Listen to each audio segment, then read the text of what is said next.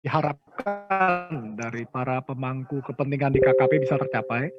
Dan tantangan dari Pak Kapus tadi bahwa kita harus mengisi WPP dengan data dan informasi hasil sinergitas kita dengan LKI bisa tercapai, insya Allah. Memang sangat strategis Pak LKI ini, seperti tadi dipaparkan, perjuangan tim nasional mendapatkan kemerdekaan di Barat Sumatera itu hampir seluas Pulau Madura Pak, kalau bisa kita lihat. Nah, yang akan diklaim nanti sama Pak Yosep dan tim dan adalah di utara Papua juga itu hampir setengahnya dari daratan Papua sendiri. Artinya begitu besarnya sumber daya yang harus kita inventarisasi Pak dan bersiap-siap untuk melakukan sinergi dan kolaborasi. Dan tantangan yang dari para narasumber kita Pak Haryadi, Pak Yosep Sigit untuk mengisi inventarisasi resources itu baik hayati maupun hayati, itulah yang utama yang diharapkan dari tim nasional Pak Kapus. Ya, terima kasih atas dukungannya. Nah, menyambung di apa sih isi kolom air?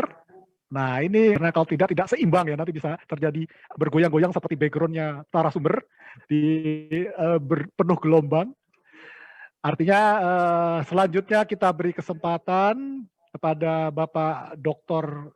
Ing Widodo Pranoro MSI, peneliti Madya Oceanografi Fisik dari Pusat Riset Kelautan. Sebelumnya kami izin share untuk biodata beliau.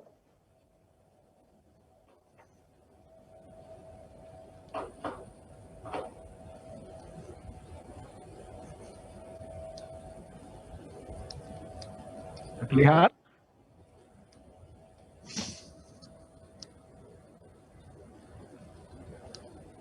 Ya. Dr. Engineer Widodo Setio Pranowo STMC. Beliau berlatar belakang matematik, teknomatematik dari Uni Bremen, Jerman. Cukup lama malang melintang di bidang oceanografi dan geofisika meteorologi, berlatar belakang S2 di ITB, dan juga ilmu kelautan dari S1 dari Undip Semarang.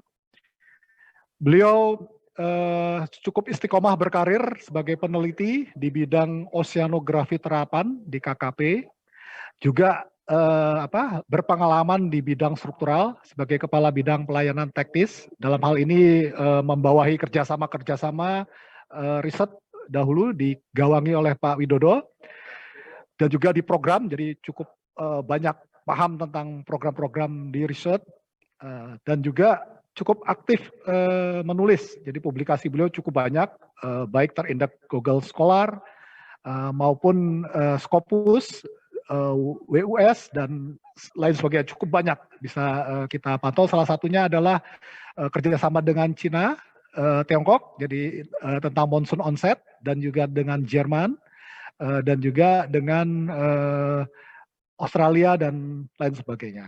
Beliau punya cukup ramah, cukup berkenan untuk mendidik dan mengajar gitu. Mereka cukup banyak pengalaman, terutama di pengajar di Sesko TNI AL, juga pernah memberikan pencerahan di sekolah pimpinan BI untuk Sepaben Madya, juga Pusdik Hidros sekarang masih terus, juga Seskogap. Jadi banyak juga di militer walaupun tidak berambut cepak, tetapi masuk ke lingkup militer. Penghargaan Satya Lencana dari Presiden untuk instruktur di lingkup TNI. Organisasi profesional sudah tidak bisa kita tanyakan lagi, cukup banyak. Salah satunya adalah anggota Dewan Pakar alumni Habibie dan juga berkecimpung di Divisi Riset DKI. Oke, dengan background yang cukup luas ini, kami persilakan dan perkenan waktunya untuk Bapak Dr. Widodo untuk melakukan pencerahan dari sisi oceanografi benua maritim zaman now. Kami persilakan Pak Widodo, waktu dan tempat. Silakan Pak. Terima kasih Om Brenda.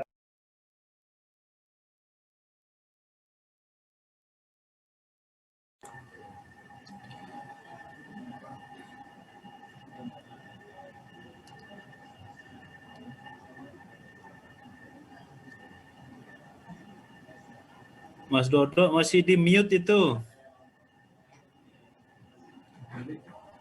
Lagi si mute. Pak Dodo lagi di mute, masih mute. Oke. Oke, jelas. Jelas ya? Merdu. Iya. Oke, terima kasih kesempatannya Om Rainer. Terima kasih Pak Kapus atas dukungannya. Terus saya mengucapkan selamat datang buat guru-guru saya, Prof. Adin Taryoto, ada Prof. Haryadi Permana, ada rekan saya juga Mas Yosef dari BIK, kemudian Pak Haryadi dari Undip juga. Memang agak sulit ini PR yang diberikan oleh Om Rainer ini tentang LKI gitu ya, benua maritim zaman now. Nah ini agak repot memang, sehingga saya mencoba mendekati dari sisi yang bisa saya pahami, ya ini kita lihat dari bentuk wadahnya dan kemudian bagaimana kemudian air bisa mengalir. Jadi kalau kita lihat di sini, maka saya dibantu oleh banyak orang dalam menyusun bahan ya, terutama adalah ini terjadi lintas generasi. Jadi generasi dari para senior, kemudian para kolega seperti Pak Taslim ini dulu survei pasca tsunami Jawa tahun 2006, Smedi menggunakan hasil survei kami, Jerman Indonesia tim survei waktu pas Mentawai tsunami tahun 2010. Pak Noir ini banyak membantu saya dalam menganalisis berbagai dinamika oceanografi. Mas Eris dan Mbak Niken ini saya banyak berguru tentang kebijakan. Pak Haryadi dari Undip ini banyak diskusi juga, membantu saya mengajarkan tentang geologi. Kemudian ada Agung Kurniawan. Inilah sebetulnya representatif dari zaman now. Jadi saya juga belajar kepada Agung sekarang ini. Jadi ini sangat menarik. Saya akan memulai dari kalimat bijak orang Jawa. Mungkin ada yang bukan orang Jawa, tapi mohon maaf, sudah saya tulis bahasa Indonesianya. Jadi ngetutke ilining banyu. Kehidupan itu ibarat seperti air mengalir. Kalau di laut kadang-kadang air itu tenang seperti kaca, gitu. Kemudian kadang dia beriak, kadang juga kemudian bergelombang, gitu kan? Atau kadang kemudian ada turbulensi, gitu. Nah, begitu dinamisnya sehingga kehidupan ini pun seperti air. Kalau kita melihat sirkulasi air laut, maka saya mencoba mengkategorisasikan. Ini setelah berdiskusi dengan semua rekan-rekan ya, akhirnya pada ketemu bahwa sirkulasi air laut itu ada yang normal, ada yang semi normal, dan ada yang anomali. Nah, bagaimana yang normal? Normal itu dia adalah membawa berkah, gitu kan ya. Yang semi normal itu dalam suatu kejadian sirkulasi air itu ada yang membawa berkah kepada di sisi lain, dan di sisi lain tidak membawa berkah. Kalau anomali itu adalah bencana. Nah, anomali ini bisa terjadi karena dia adalah secara alami ataupun secara antropogenik, atau ada faktor dari campur tangan manusia. Nah, sekarang yang dibahas adalah yang terkait dengan alami. Contoh yang membawa bencana adalah tsunami, ya. Kemudian ada storm surge atau rob, gitu ya, atau air pasang yang diakibatkan oleh badai. Terus bagaimana dengan yang membawa berkah? Macam-macam. Ada seperti arus lintas Indonesia, ada pasang surut, ya, ada arus yang dibangkitkan oleh angin secara normal. Gusti Allah itu maha pengasih, semuanya dikasih. semuanya disayangi, mulai dari hewan yang makhluk yang tidak terlihat oleh mata sampai makhluk yang terlihat oleh mata. Makhluk yang bersel satu maupun yang bersel kompleks banyak. Makhluk yang berbulu maupun yang tidak berbulu, ya kan? Nah, kemudian untuk yang sisi yang semi normal, contohnya El Nino. El Nino, kalau El Nino kering berkepanjangan di darat, ya mungkin agak susah buat pertanian, tetapi kemudian justru petani garam malah bisa panen banyak. Selatan Jawa bisa panen ikan banyak, gitu kan? Sebaliknya ketika La Nina justru barat di sisi utara dari Papua atau lebih ke Pasifik Barat ya, itu justru yang panen ikan, gitu kan? Jadi ini hal yang menarik, gitu kan ya? Kita akan bahas lebih lanjut nanti. Nah, kembali kita membahas bahwa kalau LKI tadi dibahas agak rumit, maka saya akan mendekati dari sisi batimetri yang kompleks sebagai wadah sirkulasi air laut. Tadi sudah cukup detail dijelaskan oleh Profesor Haryadi Permana. Saya akan langsung saja masuk ke dalam sedikit nostalgia gitu. Jadi saya sempat belajar ke Jerman, kebetulan bekerja di suatu institut yang namanya adalah Alfred Wegener Institute. Alfred Wegener ini kemudian yang kemudian sangat terkenal dengan teori apungan benua yang dipaparkan oleh Profesor Haryadi Permana tadi, gitu ya. Beliau meninggal kalau nggak salah tahun 1930 kalau nggak salah. Tetapi teori apungan benua ini justru terkenal setelah beliau meninggal. Zaman dulu beliau dikatakan orang gila gitu. Karena waktu itu beliau tidak bisa, bukan tidak bisa, menurut para peneliti lainnya pada saat itu buktinya tidak cukup untuk mendukung teori apungan benua ini. Nah, setelah beberapa saat kemudian muncullah teknologi, ada sensor seismograf gitu ya, dan lain sebagainya. Akhirnya teori itu terbukti dan justru semakin dikembangkan hingga sekarang, hingga saat ini. Ini contohnya adalah paper dari Profesor Kara Matthews ya, yang diterbitkan di Global and Planetary Change itu tahun 2016. Ini contohnya ada beberapa squel gambar yang tadi sama yang dipresentasikan oleh Prof. Haryadi ya, cuman saya ini nggak begitu paham sebetulnya. Tapi yang saya lihat adalah di sini bagaimana proses dinamisnya. Tadi Profesor Haryadi sudah memperlihatkan bahwa di sini ada India dan lain sebagainya, ternyata dia datangnya dari arah selatan menuju ke utara gitu ya. Sementara kemudian Indonesia itu hanya baru terbentuk, termasuk dikatakan sangat muda. Nah, dari situ kita akan lebih gampang kita melihat animasi yang ini. Jadi kalau kita lihat di sini, ini tadi adalah Papua di sini. Ini adalah pecahannya di sini adalah dari Vietnam dan lain sebagainya. Nah, kalau kita jalankan, tadi kalau ini adalah 400 juta tahun yang lalu gitu, maka kemudian mulai bergerak.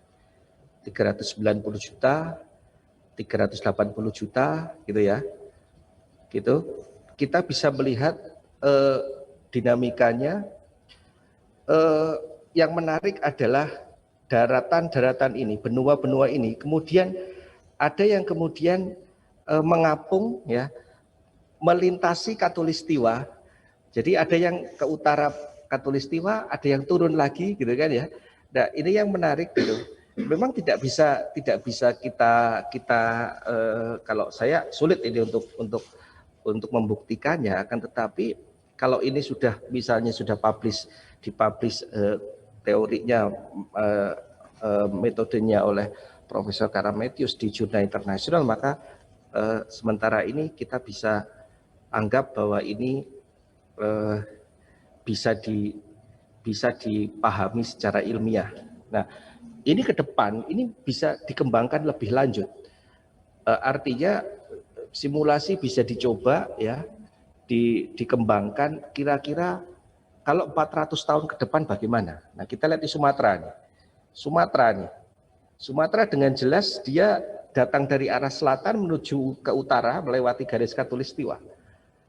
Sumatera ini ternyata dia 210 juta tahun yang lalu dia sempat naik ke atas, mungkin hampir sampai ke 30 derajat lintang utara ini, gitu kan ya.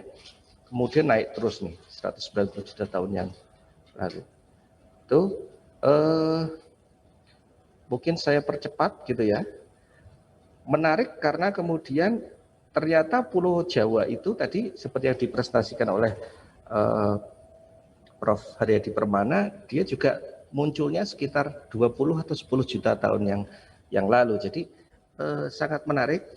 Nah, kembali Sumatera nih, ternyata dia pecahannya itu, ya, dia itu sempat pecah memisah ya di tengah-tengah, persis terbelah di tengah gitu. Kemudian nanti kemudian bisa nyambung lagi. Nah, ini kan suatu hal yang menarik gitu ya. Gitu. Apakah memang seperti itu? Nah, ini yang bukan di bidang saya lagi. Ini memang saya pengennya kayak Om Renner nih bisa ngambil PhD tentang ini. Jadi nerusin modelnya ini gitu kan ya. Jadi bisa lebih ke depan, bisa lebih ngeling gitu antara oceanografi dan geologi. Gitu. Saya percepat saja, ini tinggal dikit ya. Nah, ini sudah 30 juta tahun yang lalu sudah mulai kelihatan terbentuk Indonesia, Jawa sudah kelihatan, ya. Kemudian ini semakin kelihatan dan akhirnya lengkaplah sudah menjadi Indonesia zaman now. Gitu. Dari sini kemudian yang menjadi menarik adalah air, kembali lagi ke masalah air, gitu ya. Memang saya belum pernah ikut kegiatan krusnya LKI yang terbaru, tetapi pernah ngincipin naik kapal Sone tahun 2005 gitu ya. Kebetulan banyak juga yang teman-teman dari tempat lain, institusi lain. Sebetulnya saya ikut krus ini juga ditugaskan oleh Prof. Haryadi Permana waktu itu. Ditugaskan untuk mengawal Profesor Wahyu Hantoro gitu. Nah, jadi di sini kita bisa melihat ada Mas Aryo Damar, kemudian ada Fadli dari Unsiah, ada Mbak Utami Kadarwati, ada dulu Mayor Kamija, sekarang sudah menjadi Kolonel Kamija di Pusidrosal, ada Mbak Terry, ada Pak Dudi Ranawijaya dari P3GL dan lain sebagainya. Nah, waktu itu kita di barat Sumatera itu untuk mencari evidence apakah iklim 50.000 tahun silam itu sama dengan yang terjadi pada saat itu atau pada saat sekarang dengan cara melakukan coring. Nah, selain coring ya, itu juga diukur ada arus, ada parameter massa air gitu ya. Coringnya cukup banyak di barat Sumatera ya. Ini leg 1 di barat Sumatera, kemudian leg 2 ini Mbak Utami itu ikut sampai ke Darwin ya. Itu di selatan Jawa. Nah, hasil coringnya kalau nggak salah Prof. Haryadi disimpan di P3GL Cirebon ya. Dan jadi satu coring dipotong separuh, yang separuh dibawa ke Jerman, yang separuh dibawa ke Cirebon gitu. Nah, salah satu yang mengerjakan sampel ini untuk PhD di Bremen itu adalah rekan kami namanya Riza Setiawan, saat ini sudah menjadi dosen di UGM. Kembali lagi ke wadah, gitu. Tadi Sone dan juga tadi Pak Yosef juga menceritakan bagaimana batimetri secara nasional sudah dikumpulkan dan sebetulnya gunanya apa. Kalau di sisi saya, maka gunanya ini adalah untuk melakukan validasi model dan untuk memperbaiki, mentuning dari suatu model tsunami.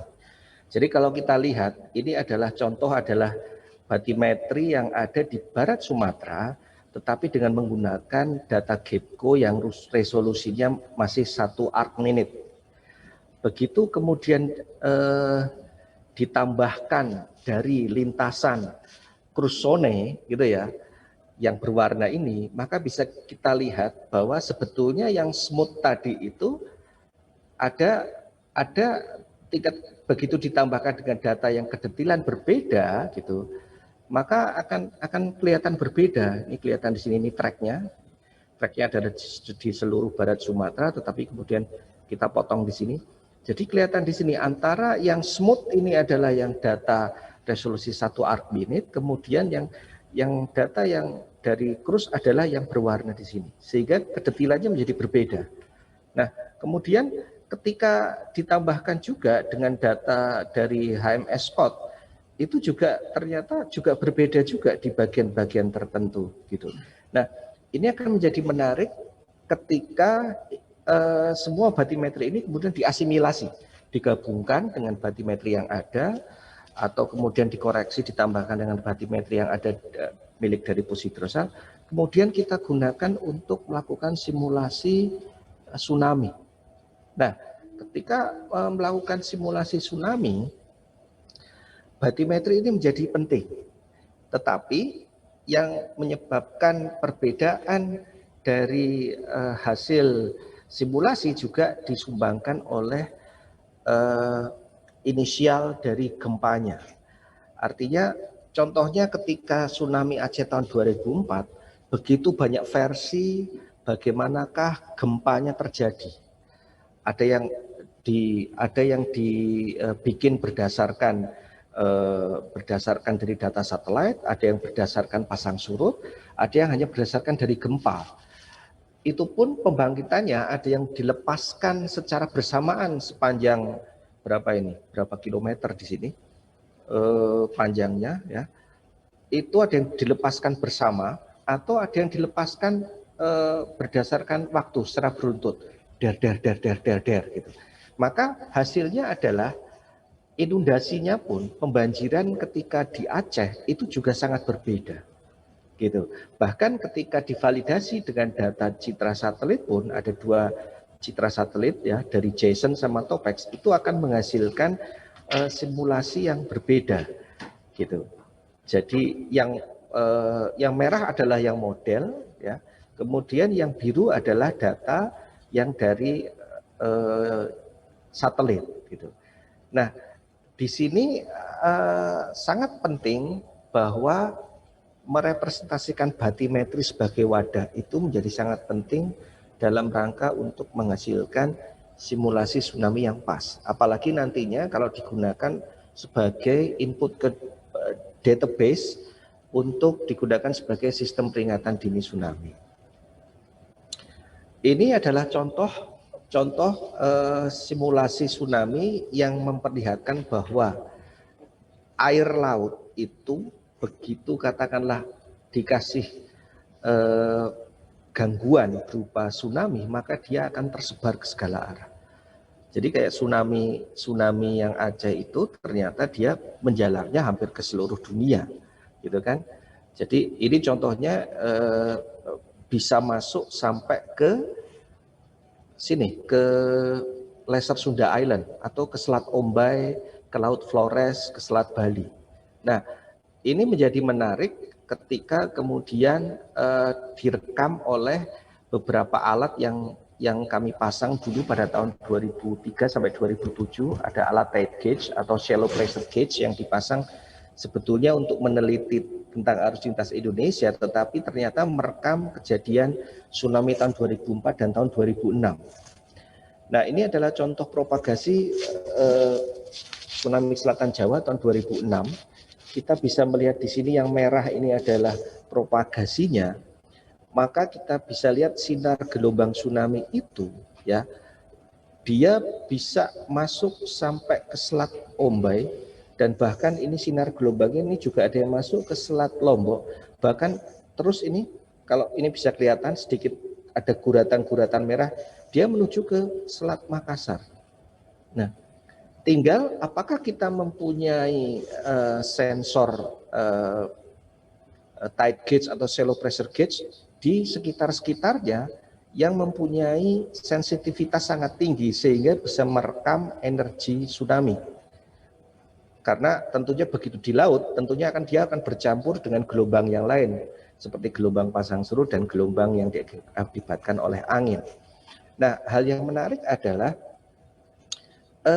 dari beberapa pressure gauge yang kita pasang di Bali, ya, kemudian di Ombai ada 2, di Rote sama di Karangpasir di Asmor, gitu ya. Itu ternyata kita bisa menghitung energinya dan bahkan juga waktu tempuh tsunami, gitu. Jadi dari Aceh sampai ke Bali itu 4 jam 58 menit, gitu. Kemudian sampai ke Ombai itu sekitar antara 4 sampai 5 jam. Sampai ke Pulau Roti 5 jam 13 menit, gitu kan ya.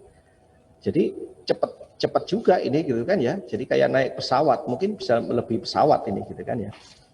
Kemudian yang dari tsunami Selatan Jawa itu sampai ke Pulau Roti itu 2 jam 22 menit. Wow, cepat banget itu, ya. Lebih cepat naik tsunami daripada pesawat kan. Kemudian sampai Asmor 2 jam 14 menit. Nah, ini menjadi suatu hal yang penting sehingga seperti instansi seperti Pusidrosal, kemudian BMKG dan BIG yang mempunyai stasiun pasut itu saat ini seperti yang pernah disampaikan oleh Profesor Dwi Korita di BMKG sudah terhubung ke sistem peringatan dini tsunami, termasuk milik Pusriskel yang dikomandani oleh Dr. Smedi Husrin, ya, dengan namanya PUMA kalau nggak salah, PUMMA, itu dipasang di beberapa lokasi termasuk di Piamari Pangandaran, itu juga sudah terhubung dengan BMKG. Jadi data dari shallow pressure gauge ini cukup bervariasi manfaatnya. Jadi tidak hanya untuk kebencanaan, tetapi juga bisa untuk memvalidasi model untuk kepentingan perikanan. Terutama tahun sekitar periode 2017-18 itu banyak dari petani pembudidaya rumput laut itu menggunakan informasi pasang surut dari pusat riset kelautan untuk mencari waktu surutnya. Misalnya dalam 14 hari ke depan surutnya itu kapan saja, sehingga mereka menggunakan waktu surut itu untuk kemudian mengelola rumput-rumput lautnya sehingga dia tidak perlu harus susah berenang, gitu. Nah, kembali lagi ke air lagi. Oke. Nah, kita bisa melihat di sini aliran air itu di sini digambarkan, ya. Yang biru itu adalah tawar karena dia muncul dari sungai-sungai besar, ya, seperti dari Benggala, gitu kan, Teluk Benggala, kemudian itu dari sisi timur Pulau Sumatera, dari sisi selatan dan barat dari Pulau Kalimantan terlihat biru, dia mengeluarkan air yang lebih tawar, gitu. Nah, berbeda dengan kondisi yang dekat Arab sini ini. Ini saking nggak ada sungainya, gitu ya, jadinya dia salinitasnya tinggi. Nah, dari sini adalah terlihat bahwa sebetulnya aliran air di permukaan laut itu dari satu laut ke laut yang lain itu adalah saling berhubungan, saling mengalir, gitu. Sehingga bagaimanakah kemudian yang ada di dalamnya, apakah hanya mengalir yang ada di permukaan saja? Tentunya tidak. Jadi kalau misalnya kita lihat tadi, kembali lagi ke wadahnya tadi, maka air mengalir itu mulai dari permukaan sampai ke dasar. Dari sini kita bisa melihat bahwa kita bisa membayangkan dari permukaan sampai ke dasar itu kedalamannya berapa. Ditambahkan tadi Pak Yosef menceritakan tentang luas lautnya. Artinya berarti secara 3 dimensi ya, itu kita bisa hitung volumenya. Jadi puluhan juta liter air laut itu mengalir dari samudera satu ke samudera yang lain. Bagaimana dengan Indonesia? Ada yang masuk ke Indonesia, namanya arus lintas Indonesia. Jadi kalau dilihat di sini aja yang katakan yang lewat Selat Makassar, di sini yang sudah sempat dihitung oleh yang Arnold Gordon, Mas Dwi Susanto dan kawan-kawan itu lebih dari 11,6 juta meter kubik per detik. Bayangkan volume segitu banyaknya, 11,6 juta meter kubik per detik bisa membawa apa saja. Gitu. Kita bisa melihat di sini bahwa ada suatu ilustrasi, suatu animasi, film kartun ya yang menceritakan bagaimana hewan-hewan ya, ada si Nemo dan si Dory, dia masuk ke dalam tunnel ya, ke dalam suatu sirkulasi arus untuk migrasi, untuk mencari anaknya gitu ya, si ayahnya Nemo dan si Dory. Nah, ini berdasarkan science fiction. Dan ini yang kemudian tidak dijumpai pada zaman kami, mungkin zaman antara old sama now gitu. Nah, dengan adanya zaman now sekarang ini, suatu zaman yang sudah lahir sebagai zaman yang melek teknologi ya. Sebagai zaman yang kemudian sudah dimudahkan oleh berbagai macam teknologi. Katakanlah oleh ibunya pun sejak masih di dalam kandungan sudah diperkenalkan dengan namanya gadget. Dengan membuat suatu animasi seperti ini maka akan lebih mudah ditampilkan dari yang teoretik menjadi sesuatu yang lebih bisa dipahami oleh masyarakat. Nah, kemudian ada lagi bahwa arus tidak hanya digunakan oleh hewan-hewan untuk migrasi, tetapi contohnya di sini, kelihatan di sini arusnya telur dari karang, dia juga bergerak bolak-balik karena dibawa oleh arus. Nah, ini bisa disebarkan kemana-mana. Nah, jadi ini contoh bahwa sebetulnya sirkulasi arus ini membawa berkah, gitu ya. Dengan kemudian terumbu karangnya yang subur, ikannya juga banyak, tentunya akan memberikan sesuatu yang keberkahan pada kita semua. Nah, sekarang kembali lagi ke zaman now.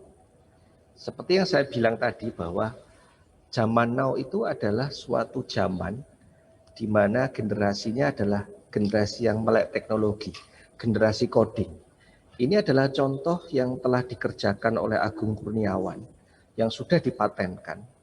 Ya, dia membuat selama ini adalah konsep dari tata ruang adalah masih 2 dimensi. Di beberapa pertemuan di seminar saya pernah menyampaikan terkait perlukah kita seluruh laut di 3 dimensi, dibikin 3 dimensi, ataukah hanya beberapa saja. Nah, ini adalah salah satu contoh sudah implementasi ya dengan pilot study di Jawa Tengah, sekitar Demak, Semarang, Kendal, bahwa ke depan itu, atau bukan hanya ke depan, mulai saat ini itu suatu tata ruang itu sudah harus dibikin secara 3 dimensi. Karena apa? Kalau kita mau membendung namanya sirkulasi air nggak mungkin. Jadi yang bisa dikelola adalah aktivitas manusianya, ya, tentunya melalui tata ruang 3 dimensi, gitu. Begitu kita bisa lihat sebetulnya zonasinya, ya, dan lain sebagainya, maka diusahakan bahwa dengan adanya penataan ruang laut maka konflik-konflik antar kepentingan itu menjadi semakin sedikit. Karena begitu ada suatu konflik gitu ya, entah terjadi pencemaran, entah terjadi kemudian pencemaran yang tidak sengaja maupun tidak disengaja gitu ya, atau kemudian tumpang tindih, misalnya ada kabel laut menumpang tindih ke pipa gas gitu, atau kemudian ada reklamasi yang kemudian ternyata mengurup sesuatu yang penting di situ gitu. Nah, ini yang kita minimalisir gitu. Nah, apakah kemudian di daerah LKI tadi kemudian perlu kita bikin 3 dimensi gitu? Nah, itu tergantung nanti urusannya Mas Eris sama urusannya Om Rainer ini, perlu enggak gitu. Karena kalau di sana kayaknya mungkin konfliknya sedikit gitu ya, karena belum banyak yang orang bergerak di situ. Tapi kalau kita mulai dari pinggirnya laut ya, tentunya ada banyak kepentingan di situ. Ada banyak sesuatu yang harus dikelola supaya tidak terjadi konflik, baik konflik secara sosial, secara lingkungan, dan secara ekonomi. Nah, contohnya misalnya ke depan ya, pengennya bisa segera diaplikasikan. Kalau misalnya kalau tadi kan masih di pinggir tuh, di pesisir. Bagaimana dengan katakanlah dengan yang laut dalam? Kita bisa ambil contoh misalnya kalau kita lihat dari sisi migas. Kalau dari sisi migas di permukaan hanya terlihat platformnya saja, kecil. Kemudian ada kapal. Tetapi kalau kemudian dilihat ke bawah, maka lebih ramai ternyata daripada yang ada di permukaan laut, karena di bawahnya ini ada banyak pipa, ada banyak kabel, dan lebih banyak fasilitas yang ada. Artinya kalau kemudian cuman di zoning hanya dikotakin yang di sekitar platform oil saja, maka yang di bawah sini dia tidak tercover gitu kan ya, sehingga di sini kemudian perlunya tata ruang 3 dimensi ini adalah untuk meminimalisir konflik kepentingan antara kepentingan satu dan kepentingan yang lain, dan juga melindungi dari masyarakat nelayan, masyarakat lokal supaya tidak terdampak oleh katakanlah suatu pencemaran atau apapun. Nah, untuk generasi zaman now, konsep 3 dimensi ini masih bisa dikembangkan luas, gitu ya. Jadi katakanlah mau dilihat dari sisi akademisnya atau dari sisi praktisinya, mulai dari sistem koordinatnya. Koordinatnya tidak hanya secara horizontal, tetapi harus ada vertikal. Kemudian resolusi data spasial dan temporal. Kemudian koordinat dari objek yang akan ditaruh, terutama untuk tata ruang. Ini harus diperhatikan juga. Bagaimana sistemnya, gitu kan ya. Kemudian didukung oleh kebutuhan operasional seperti apa, perangkat lunak, perangkat keras, dan lain sebagainya. Kemudian siapa yang akan melakukan, gitu kan ya? Apakah hanya dari sisi akademisi saja, ataukah dari sisi research pemerintah, kemudian lembaga swasta, gitu kan? Dan atau dari masing-masing perusahaan yang mempunyai di cover zonasi itu. Nah, ini menjadi sangat baik untuk dikembangkan ke depan oleh generasi zaman now, gitu. Jadi generasi zaman now ini adalah generasi yang sudah melek coding. Zaman sekarang ini sudah semua serba coding, dan semuanya bisa kita cari di SourceForge gitu ya, atau di GitHub gitu kan ya, yang semuanya ada yang berbayar, ada yang tidak. Tapi yang tidak berbayar ini bisa lebih dikembangkan lagi untuk ke depan. Nah, sebagai penutup, saya tidak akan memberikan hal yang rumit lagi, tapi intinya ada suatu petuah yang tidak lekang oleh zaman. Ini suatu hal yang perlu terus diamalkan walaupun zamannya terus berganti. Karena apa? seperti sekarang ini zaman COVID gitu ya, suatu zaman yang penuh galau. Ya, mau keluar susah, mau di dalam terus bosen gitu kan ya, mau ngadep laptop terus juga lama-lama matanya pedes gitu kan ya. Nah, tetapi apa yang bisa kita kerjakan dalam rangka untuk tetap memberikan kontribusi kepada negara dan bangsa ini? Intinya adalah kita harus ikhlas kepada apa yang telah terjadi, menerima kepada apa yang sedang kita alami saat ini, pasrah namun tidak sekedar pasrah. Kita harus siap menghadapi kepada segala perubahan zaman yang akan terjadi di masa depan. Nah, ini petuah dari Raden Mas Panji Sosrokartono, kakak kandung dari Raden Ajeng Kartini yang lebih terkenal Ibu Kartini daripada kakaknya gitu ya. Nah, jadi itu saja yang bisa saya sampaikan, kurang lebihnya semoga nanti kita bisa diskusi lagi. Kalau ada kurang lebihnya dan ada kesalahan, mohon koreksinya. Terima kasih. Miss juga penduduk Indonesia, seperti begitu ya. Kembali kami masuk, Pak Widodo adalah pemapar terakhir, pemapar final, jadi narasumber kami. Nah, sesi berikutnya akan kami buka diskusi. Sebelumnya kami sapa dulu guru-guru kami maupun senior kami. Selamat datang Pak Andin Marioto. Nanti kami beri kesempatan Bapak untuk mungkin sedikit komen Pak tentang para pemapar. Juga Pak Hari Kurniawan yang mewakili Ibu Kepala Biro BHO, Biro Hukum dan Organisasi, mungkin ada update informasi tentang kawalan aspek legal dari LKI. Untuk kesempatan pertama, yang sudah resen bersabar dulu ya. Kesempatan pertama kami persilakan Pak Andin. Monggo Pak.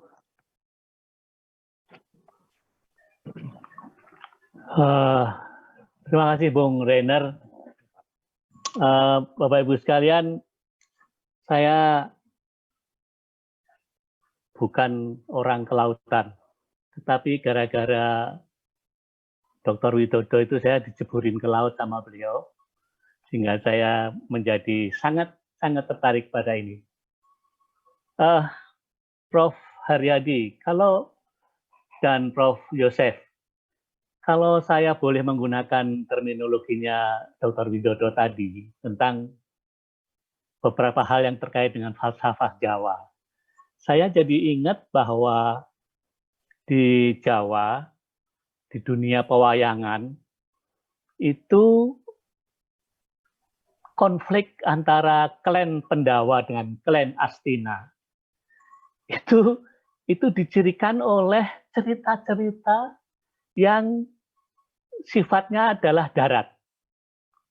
Bagaimana Abimanyu sebagai komandan infanteri maupun ditambah dengan Gatotkaca sebagai komandan angkatan udara, itu bicara tentang darat. Sedangkan Prof. Haryadi dan Prof. Yosef tadi dan Dr. Widodo bicara mengenai kelautan, yang kemudian, nah ini pinternya orang Jawa membuat perumpamaan, maka diciptakan wayang lain yang mampu menembus samudra, yaitu Antasena, Ontoseno kalau di Jawa Tengah. Dan itu menurut saya, Prof. Haryadi dan Prof. Yosef, adalah sebuah perumpamaan yang menunjukkan atau mengajarkan kepada kita, hey, don't just talk about inland situation. Why don't you try to investigate more about your ocean?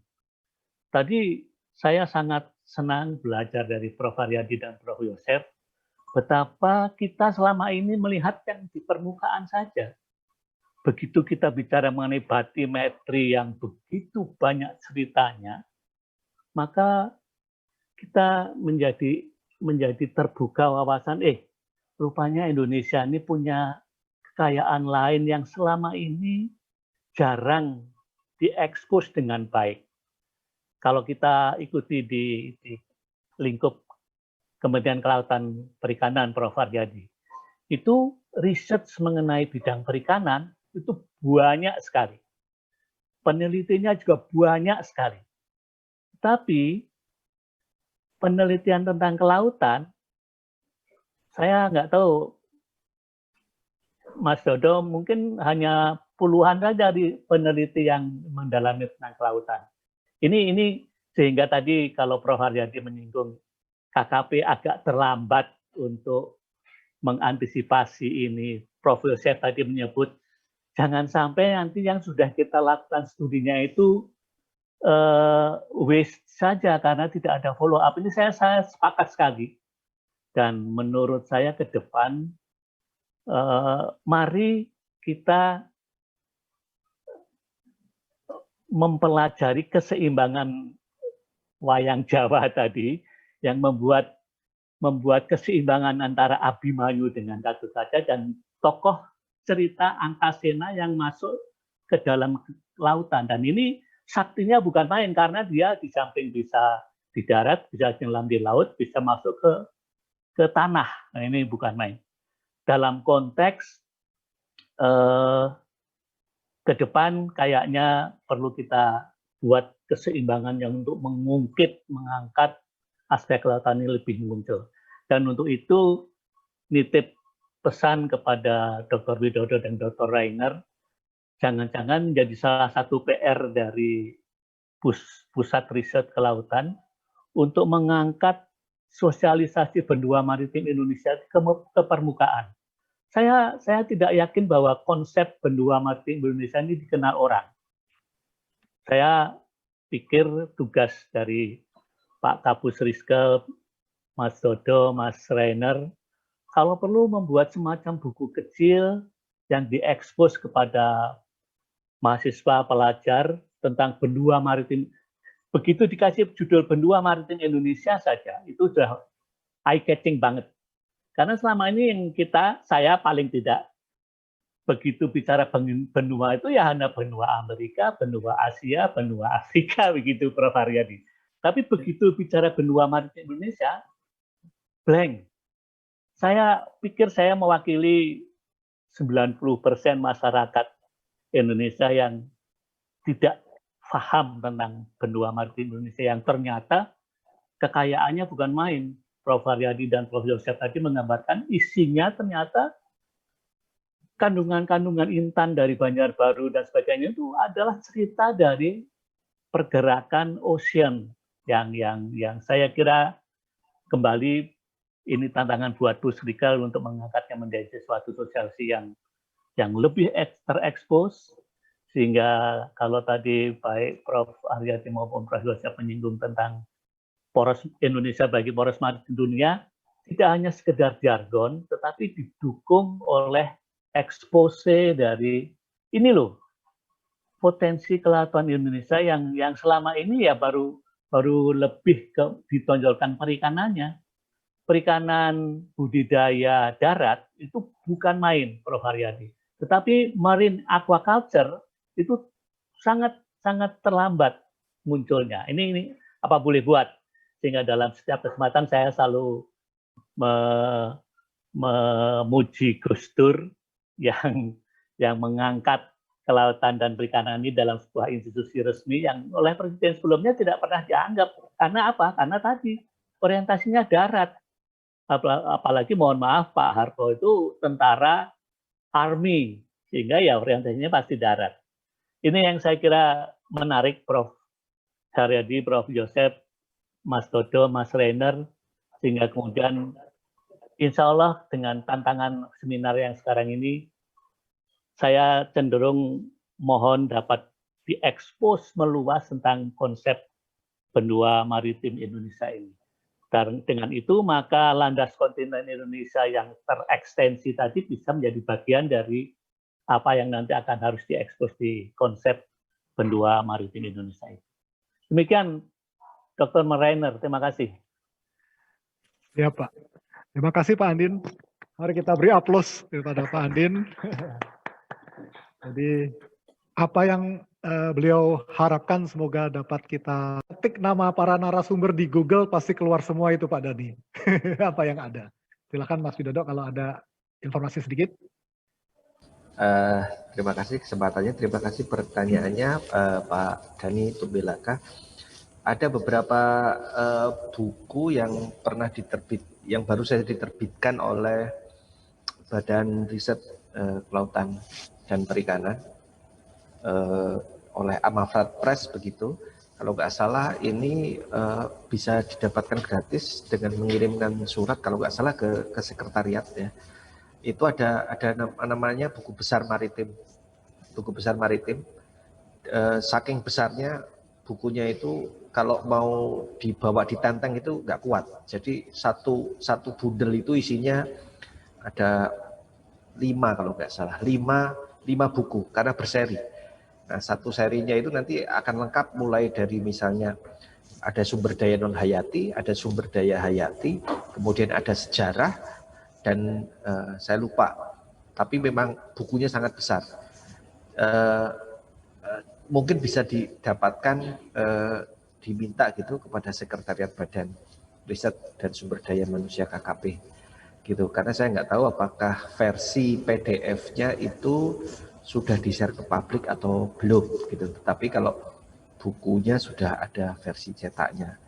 Kalau terkait dengan sekarang teknologi zaman now ada Google gitu ya, bisa diketikkan keyword-keyword yang memang Pak Dhani spesifik inginkan, hal-hal tertentu tidak secara umum.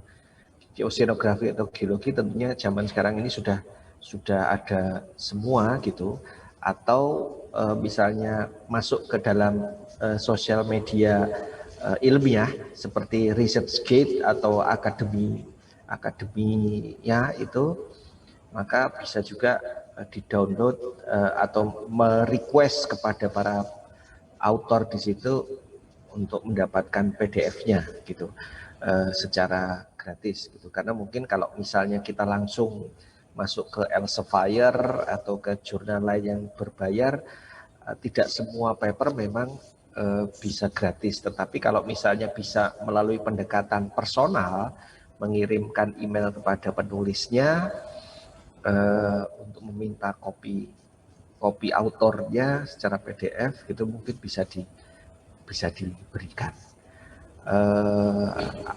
Kayaknya itu saja dulu yang bisa saya share. Kalau misalnya ada kurang lebihnya nanti bisa diskusi Japri. Terima kasih. Terima kasih Mas Dodo. Silakan Pak Yosep. Mengikuti perkembangan mengenai pemanfaatan energi dari laut. Demikian Pak Rainer. Terima kasih. Mas Widodo berkenan menanggapi, silakan. Ya, terima kasih. Terkait energi laut ya, ini berarti energi baru terbarukan. Saya sendiri sebetulnya tidak begitu mengikuti terkait dengan bagaimana perkembangan kebijakan terkait energi nasional ini, akan tetapi yang pernah saya alami adalah saya sama mahasiswa saya pernah melakukan research untuk menghitung seberapa besar sebetulnya potensi energi dari arus mulai dari kedalaman 100 meter sampai 400 meteran itu di Selat Lombok, itu dengan data yang cukup panjang, sekitar data 2 tahun. Nah, dari situ sebetulnya bisa dihitung kira-kira berapa megawatt yang bisa ditangkap. Cuman memang seperti yang tadi Prof. Haryadi Permana sampaikan bahwa ketika sudah bermain dengan teknologi di laut, maka diperlukan suatu bahan, suatu alat yang tahan terhadap dinamika laut yang ada. Artinya berarti kalau istilah orang Jawa, ono rego ono rupo, artinya investasi harus sangat besar. Jadi sehingga pertanyaannya adalah siapa yang berani investasi untuk riset pengembangannya gitu. Beberapa kali memang dari pusat riset kelautan juga melakukan uji coba turbin, baik turbin mulai kecil ataupun sampai besar di beberapa selat tertentu. Memang kalau dari sisi riset kemudian oke, bisa menyalakan lampu dan lain sebagainya, tetapi begitu mau di scale up, maka ini kemudian siapa yang mau berani investasi, satu itu. Kemudian kalau misalnya katakanlah tadi seperti yang bisa diambil hikmahnya. Misalnya tadi dari penanya bahwa gimana sih kalau misalnya generasi muda atau Indonesia generasi Indonesia mau berkecimpung di energi laut ini, saya rasa secara logika harusnya didukung. Nah, didukung itu bisa melalui pendanaan dari sisi pendanaan suatu modal, ya, modal entah itu modal untuk mengembangkan teknologi yang sudah proof dalam ilmiah, kemudian di scale up gitu, atau kemudian pendanaan untuk memulai bisnis energi laut, katakanlah gitu. Kemudian dukungan dari pemerintah juga bisa diwujudkan dalam bentuk kemudahan dalam perizinan gitu. Saya bisa contohkan begini, kayak misalnya waktu saya tinggal di Jerman itu, profesor saya itu dia punya rumah, kemudian di rumahnya kemudian dia pasangi solar cell gitu. Kemudian solar cell-nya itu kemudian dihubungkan juga dengan grid PLN, katakanlah gitu, yang ada di kota Bremen. Nah, dari situ kemudian justru nanti dari pihak PLN akan memperhitungkan juga energi yang dihasilkan dari solar panel dari rumahnya profesor saya itu, kemudian dihitung juga kemudian konsumsi yang sudah dipakai, dan sisanya justru bisa masuk ke gridnya pemerintah PLN-nya Kota Bremen tadi, sehingga malah kemudian profesor saya itu malah mendapatkan kayak uang kembalian gitu per bulannya gitu, karena kemudian ternyata dia ikut mensuplai listrik. Nah, ini yang mungkin belum ada di Indonesia, tapi nggak tahu bisa kapan dijalankan, tapi tentunya PR yang tidak mudah. Terima kasih, Om Renard. Terima kasih Pak Widodo. Kata kuncinya tadi scale up dan siapa yang bayarin gitu ya. Karena secara riset tidak dinafikan sudah bisa kita lakukan. Pak Yosef, Mas Widodo kayaknya oke. Ingin mendakapi masalah kelembagaan di laut, kalau apakah sudah dengan satu koordinator cukup ataupun memang harus in hand semua? Terima kasih. Masih mute. Ya. Terima kasih Om Renner. Ini sebetulnya pertanyaan super berat ini.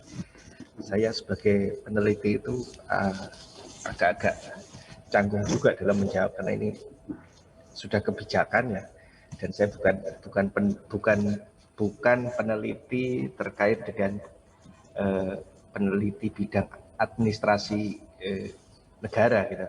Akan tetapi begini, kalau memang Menko itu hanya untuk berkoordinasi, artinya tetap yang dibutuhkan adalah Kementerian Teknis sebagai yang menindaklanjuti secara teknis gitu ya. Saat ini memang sudah ada khusus kayak Kementerian SDM, kemudian ada KKP gitu ya, kemudian dan lain sebagainya gitu. Jadi sebetulnya tinggal bagi tugas saja gitu, karena memang nggak mungkin gitu pekerjaan yang sebesar itu hanya ditangani oleh satu kementerian teknis gitu. Jadi artinya adalah kembali ke Pancasila, ke gotong royongan gitu ya. Bagian mana yang bisa dikerjakan oleh katakanlah Kementerian SDM, bagian mana yang bisa dikerjakan oleh KKP gitu kan, bagian mana yang dikerjakan oleh lembaga lain gitu kan. Tinggal hanya masalah bagi tugas saja, kemudian bagaimana menyelaraskan gitu. Kalaupun saya belum baca undang-undang 11 2020 tentang CK gitu, tetapi seharusnya undang-undang itu untuk melandasi semuanya agar bisa lebih bersinergi untuk bekerja sama. Jadi bukan kemudian tusinya kementerian lain diambil oleh kementerian lain, itu aja. Jadi intinya supaya bisa lebih bekerja sama, bisa nyekruk gitu ya, bisa sinkron, sehingga bisa bareng-bareng untuk mendukung, mempercepat, mengakselerasi percepatan pembangunan yang ada di Indonesia. Itu aja. Terima kasih. Terima kasih Pak Widodo. Munculkan Pak Profesor Jani Dekusen dari Samratulangi ya Pak ya? Ya, dari Samratulangi. Ya, silakan Pak. Ini yang punya Halmahera nih, indeks fatal ya Pak ya, laut yang sangat kaya. Silakan Pak Jani. Oke, terima kasih. Tadi menarik mengenai teori Pangaea dari Alfred Wegener yang sudah disampaikan oleh Dr. Widodo. Ada animasi tektonik yang kami kirimkan ke beliau lewat WA bahwa Semenanjung Sulawesi Utara ini mulai dari atas Palu sampai di Sulawesi Utara ini lagi bergerak. Tadinya dari utara, dari kemudian ke selatan. Sekarang 6 juta tahun yang lalu itu nempel seperti kondisi sekarang. Makanya di situ agak labil ya. Kemarin kita lihat tsunami di Palu karena endapan di depan sungai yang ambruk di teluk yang sangat dalam. Terjadi kenaikan air jadi tsunami. Nah, memang di situ sangat labil sehingga dulu pernah direkomendasikan kalau boleh jangan ibu kota di situ karena kondisi tektonik yang labil. Nah, mungkin nanti dikomentari oleh Dr. Widodo. Tapi ada yang kedua yang mau saya tanyakan mengenai Arlindo. Kita tahu bahwa Arlindo itu bayangkan masa dari air dari Pasifik ke Lautan Hindia melewati Selat Makassar. Dan banyak sekali itu volumenya. Tapi sebelum ke Selat Makassar, dia melewati gugusan Kepulauan Sangihe, Talaut, dan Sitaro. Pertanyaan saya, ini kan energi bawah laut yang bergerak pada landas benua atau landas penyangga pulau-pulau ini. Kita kan semua pulau-pulau kan di atas pegunungan, sama Sumatera, Jawa, semua kan kita ada pegunungan dari bawah laut, paling atasnya yang tidak digenangi itu jadilah pulau kita. Nah, yang saya mau tanyakan, ini sangat kritis kepulauan ini dengan arus yang melintas dari Lautan Pasifik melewati pulau-pulau ini dari Miangas, Filipina sebagian sampai di masuk ke Selat Makassar karena ada penyempitan. Makanya di Selat Makassar kemarin itu waktu ada pesawat yang jatuh, ada yang bergerak ke utara, saya telepon ke Laksamana siapa yang bisa bilang itu bergerak ke selatan, ke bawah itu materialnya. Jadi pertanyaan saya, bagaimana? Apakah ada simulasi, Dr. Widodo, mengenai pola gerak arus yang sangat riskan ini? Apalagi di kepulauan itu ada vulkano aktif, Gunung Mahangetang. Kita bisa bayangkan kalau itu meledak dan landas penyangga atau landas kontinen pulau-pulau ini lagi tergerus dengan arus yang kencang. Bagaimana kira-kira? Bisa nggak dibuatkan simulasi? Terima kasih. Terima kasih Profesor Jani. Mungkin kalau terkait Mangehetan tadi Pak Haryadi juga udah melintas di atasnya itu Prof. Silakan Mas Widodo duluan. Terima kasih Prof. Jani. Izin saya mau share satu slide ya. Oke, pertama saya mengucapkan terima kasih pada Prof. Jani atas sarannya terkait dengan supaya tidak membuat ibu kota di sebelah situ. Memang sebetulnya sudah menjadi concern kami juga dari para ilmuwan ya terkait dengan potensi adanya longsoran juga gitu. Teman-teman research dari BMKG juga sama. Jadi kami kebetulan sudah sempat diskusi juga dengan teman-teman yang dari Jerman, dari Belanda, karena dari Belanda banyak lama melakukan research di sekitar Delta Mahakam.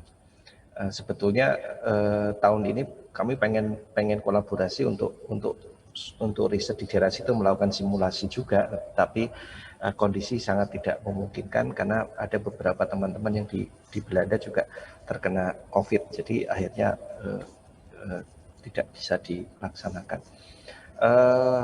Ini Prof. Jani ini rekan anggota Komnas Kajiskan dari 2016 sampai 2019, jadi saya kenal baik dengan beliau. Menarik apa yang disampaikan oleh Prof. Jani bahwa tentunya kalau kita lihat berarti di sekitar Laut Sulawesi ya, kita lihat di sini, ini saya tidak punya gambar yang lebih detail, harusnya ada tapi kalau harus dicari lama nanti nggak bisa jawab. Sebetulnya akan menarik karena di sini adalah basin. Ada basin di mana arus kemudian mungkin di permukaan dia akan berputar akan mengikuti pola yang ada di wadah di permukaan. Tetapi kemudian tentunya ada masa air yang akan tertinggal sementara di dalam basin itu. Dia akan stay di situ, entah 2 bulan, entah 3 bulan. Gitu. Kalau misalnya kayak di Banda itu dia bisa sampai 3 bulan dan dia akan terjadi percampuran di situ lah. Untuk di Laut Sulawesi tentunya sudah ada teman-teman yang juga melakukan riset gitu, tetapi kedepannya ini menjadi justru suatu pertanyaan riset yang penting tadi Prof. Jani itu kita bisa kolaborasi untuk bisa lebih mendetilkan lagi gitu, terutama kalau misalnya Prof. Jani mungkin ada mahasiswa yang belum dapat materi tugas akhir ya, entah S1, S2, S3, nanti bisa kita fokuskan secara bersama-sama untuk melakukan studi di kawasan di Sangihe Talaut dan Laut Sulawesi. Saya sama Dr. Smedi pernah melakukan simulasi di sekitar Sangihe Talaut, tapi tidak panjang gitu, hanya melakukan simulasi di permukaan saja, dan itu hanya sekitar kalau nggak salah 14 atau 15 hari simulasi gitu, karena hanya mau melihat sebetulnya dominansi antara yang dibangkitkan oleh pasang surut sama dibangkitkan oleh angin di permukaan sekitar Sangihe Talaut seperti apa. Dan itu sudah kami melakukannya itu tahun 2004 gitu. Dan sampai sekarang belum melakukan kajian ulang lagi di daerah situ gitu. Belum ada kesempatan dan memang belum ada tambahan sumber daya manusia. Tapi kalau misalnya nanti ke depan bisa berkolaborasi dengan mahasiswa Prof. Jani, maka kami akan senang sekali untuk bisa melakukan riset di situ. Demikian Prof. Jani, kurang lebihnya mohon maaf. Terima kasih. Terima kasih Mas Widodo. Terima kasih. Ya, terima kasih Prof. Jani pertanyaannya dan Prof. Widodo untuk jawabannya. Untuk ya, kalau dari sisi riset tentunya akan menjadi tantangan ya, terutama begitu kita mau melanjutkan riset LKI, maka nggak murah gitu. Masih diperlukan investasi yang cukup besar untuk melakukan riset dan survei. Apalagi kemudian kalau kita betul-betul ingin mengembangkan teknologi untuk mengambil sumber daya yang ada di bawah laut gitu. Artinya tidak hanya seperti mesin-mesin ekskavasi kayak traktor yang buat ngeruk di dasar laut gitu kan ya, kemudian bawanya nanti ngangkutnya ke atas bagaimana gitu. Bisakah kemudian dibikin remote gitu kan ya, pakai akustik, bahwa nanti yang ngeruk di dalam itu adalah robot-robot gitu. Jadi bukan manusia, karena nggak mungkin kedalaman 2 km gitu ada orang yang mau ke sana gitu kan. Berarti itu udah tanda tangan siap mati itu kan. Asuransinya seberapa banyak gitu. Nah, teknologi-teknologi seperti itu tentunya juga pasti harus sudah mulai dikembangkan oleh para peneliti. Jadi memang ini sudah lintas sektoral, tidak hanya miliknya peneliti kelautan saja, tetapi diperlukan oleh peneliti-peneliti yang berkecimpung di bidang robotik. Berarti butuh tenaga ahli yang kepakarannya mulai dari mesin, elektro gitu ya. Kemudian tentu saja biologi laut, kimia laut gitu ya. Dan pemetaan tadi dan lain sebagainya. Jadi ini kalau sudah berbicara untuk mengeksplorasi suatu sumber daya, maka tidak hanya cukup dipikirkan oleh satu jenis kepakaran peneliti dan bukan hanya cuman tugasnya di KKP, tetapi di semua kementerian dan lembaga yang memang terkait. Itu saja, kurang lebihnya mohon maaf. Terima kasih. terima kasih Pak Dr. Widodo. Silakan Pak Yosef, mungkin. Baik, terima kasih Pak Rainer.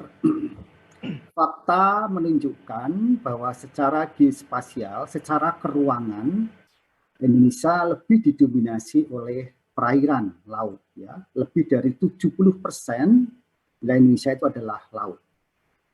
Jadi yang pertama-tama perlu kita gaungkan, kita kedepankan adalah perspektif cara pandang yang selama ini berada di darat, mesti kita putar balik atau kita arahkan juga pada perspektif di laut. Saya sangat tertarik pada pidato Jokowi tanggal 20 Oktober tahun 2014 setelah dia pada waktu pelantikannya